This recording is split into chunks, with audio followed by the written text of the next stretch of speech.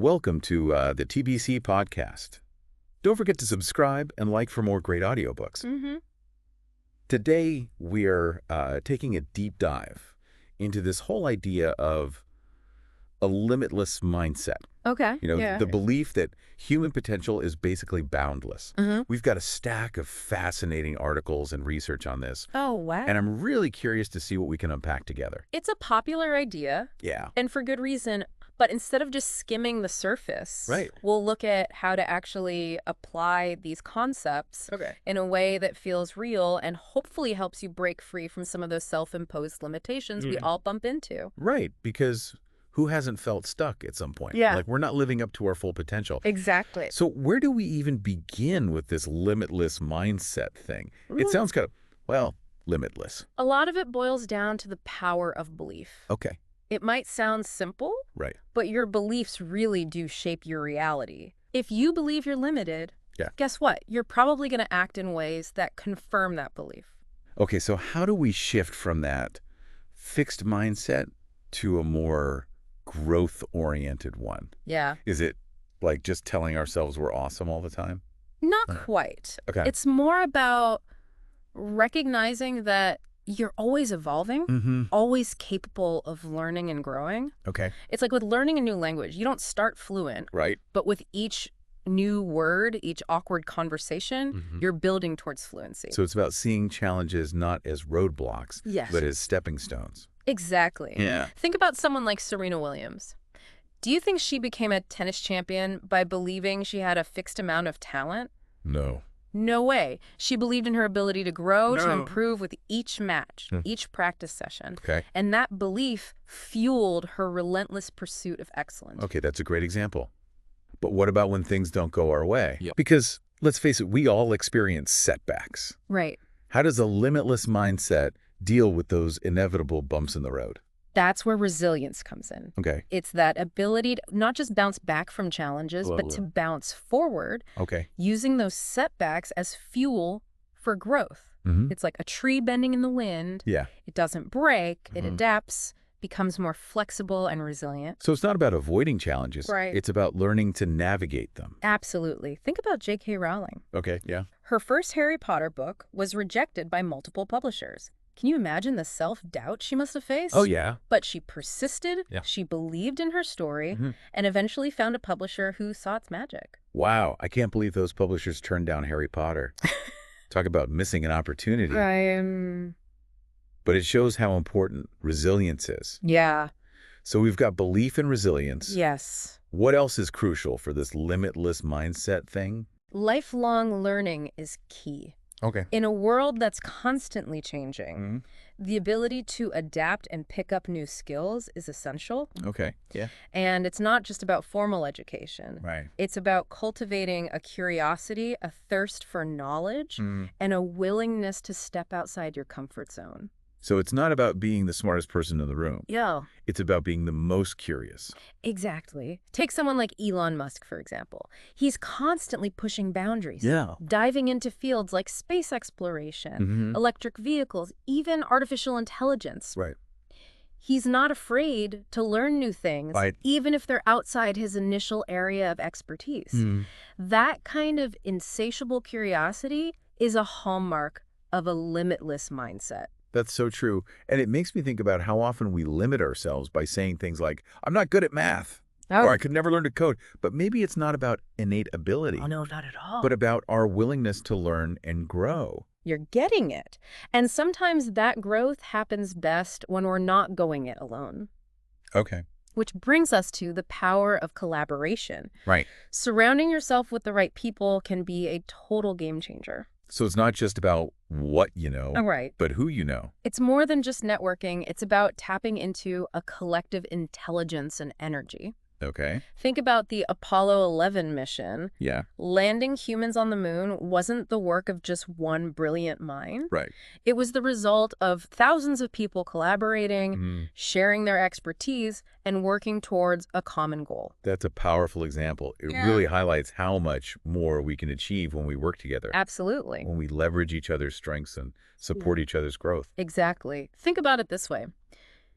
If you wanted to climb Mount Everest, Right. Could you rather go it alone Right. or have a team of experienced climbers with you? The right team can provide support, motivation, and a shared vision that makes even the most daunting challenges seem surmountable. Okay, so we've got belief, resilience, lifelong learning, and collaboration. Yes. What about our intuition? Does that inner voice play a role in unlocking our limitless potential? Absolutely. Right. Intuition is like a secret weapon. Right. A direct line to a deeper well of wisdom. It's that gut feeling, Yeah. that knowing without necessarily knowing why you know. Exactly. Yeah. Think about Oprah Winfrey. Okay. She built a media empire based not just on business savvy, but also on a deep trust in her intuition. She often talks about listening to that inner voice, even when it went against conventional wisdom. That's so inspiring. It's like our intuition is a compass, guiding us towards our true path, even when the logical mind is unsure. It's about learning to trust that inner guidance system, even if you can't always explain it logically. So it's about listening to both our head and our heart. Exactly. Okay. And speaking of the heart, we can't talk about a limitless mindset without acknowledging the profound connection between our minds and bodies. Right, because it's not all just mental gymnastics, is it? Not at all. Our mental and physical well-being are deeply intertwined. The state of our mind affects our physical health, and the state of our body influences our mental clarity and emotional well-being. So if we're stressed or anxious, it can manifest physically as tensions, fatigue, exactly, or even illness. And on the flip side, if we take care of our bodies through things like good nutrition, exercise, and sleep, we create a strong foundation for a clear and focused mind. It's like trying to run a marathon on junk food and no sleep. Yeah. You might make it to the starting line, but you're not going to perform at your best. That's a great analogy. Just like we fuel our cars with the right kind of gas. Right. We need to fuel our bodies with the right kind of nourishment. And that nourishment goes beyond just food. It's about movement, rest, and stress management too. So it's about creating a holistic approach to well-being. Yes. Recognizing that our minds and bodies are working together, not in isolation. Precisely. When we nurture both our mental and physical health, we create the ideal conditions for unlocking our limitless potential. This is so insightful. I'm starting to see how all these pieces fit together: belief, resilience, lifelong learning, collaboration, intuition, and this crucial mind-body connection. It's like a recipe for a truly empowered life. You're getting it. It's not about mastering one single technique. It's about weaving these different threads together to create a tapestry of growth and expansion. I love that analogy. It's not about a quick fix. It's about creating a sustainable approach to living a truly fulfilling life. We've covered so much ground already. I feel like my mind is buzzing with new ideas and possibilities. That's what we're hoping for. Yeah. But let's not overwhelm ourselves. Where do you think we should dive in next? What's really grabbing your attention from all of this? It's been great digging into these big concepts so far, hasn't it? But I know you're also eager to get into some practical stuff. Right. Those how-tos that we can actually use in our day-to-day lives. You read my mind. It's all well and good to talk about limitless mindsets and bouncing forward. Yeah. But how do we actually put these ideas into practice? Right. It can feel kind of overwhelming. Like, where do I even start? That's such a common feeling. People get inspired, then freeze up because it seems like a total life overhaul. But that's where one of the most powerful strategies comes in, starting small. Instead of trying to change everything overnight, focus on tiny, manageable shifts. So baby steps instead of giant leaps. Exactly. Think about it like training for a marathon. You wouldn't just lace up your shoes and try to run 26 miles on day one. Right. You'd start with short distances, gradually increasing your stamina over time. Okay, that makes sense. But what does that look like in terms of, say, developing a more limitless mindset? Well, let's say you're working on cultivating more self-belief. Okay. Instead of trying to suddenly convince yourself you're amazing at everything, start by noticing the negative self-talk that pops up. Just observe it without judgment. Okay. Then try gently reframing it in a slightly more positive way. So if I catch myself thinking I'm terrible at public speaking, I might shift it to public speaking is a skill I'm still developing. That's it. And each time you do that, you're literally rewiring your brain, creating new neural pathways that reinforce those more positive beliefs. It's like those before and after photos, but for our thoughts. Exactly. And the more you practice this, the more natural it becomes. It's like learning to ride a bike. At first, it feels wobbly and awkward, but with consistent practice, it eventually becomes second nature. I love that analogy. So starting small is one key strategy. What else can help us bridge the gap between theory and practice? Another powerful technique is to create rituals and routines that support your well-being. Think about those things that make you feel good, energized, and aligned with your best self. Okay, so things like taking a walk in nature, meditating, spending time with loved ones. Exactly. Make those activities a regular part of your routine, even if it's just for a few minutes each day. It's about prioritizing those things that nourish your mind, body, and spirit. It's like making appointments with ourselves for our own well-being instead of letting life just bulldoze over those important moments. You got it. And these rituals don't have to be elaborate.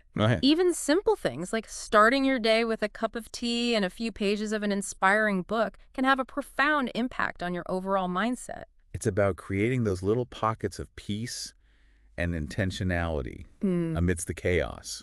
Those moments that remind us what truly matters. And those moments are so crucial because they help us stay connected to our deeper purpose, that inner compass that guides us on this journey. Speaking of inner compass, we talked a lot about the power of visualization earlier. Yes.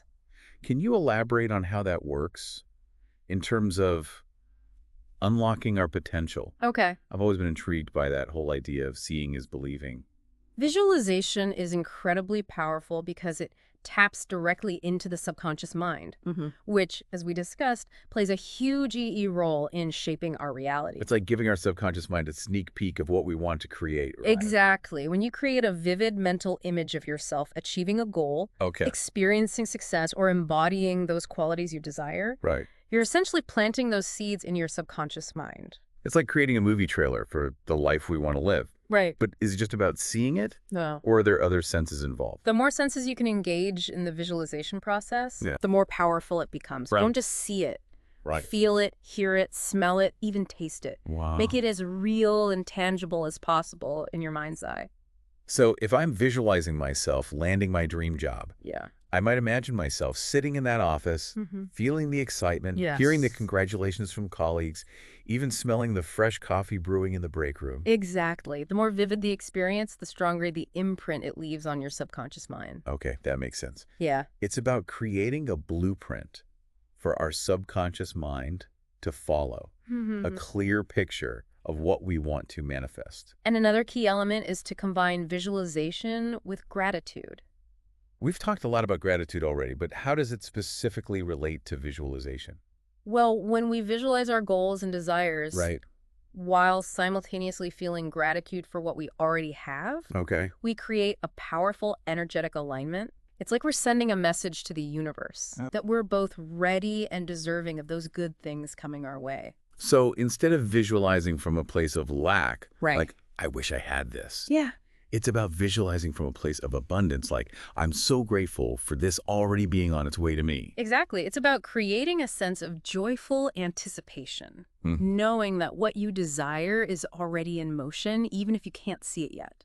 I love that. It's like we're setting the table for our dreams to arrive. Making space for them in our hearts and minds. That's a beautiful way to put it. And remember, gratitude isn't just about what we want.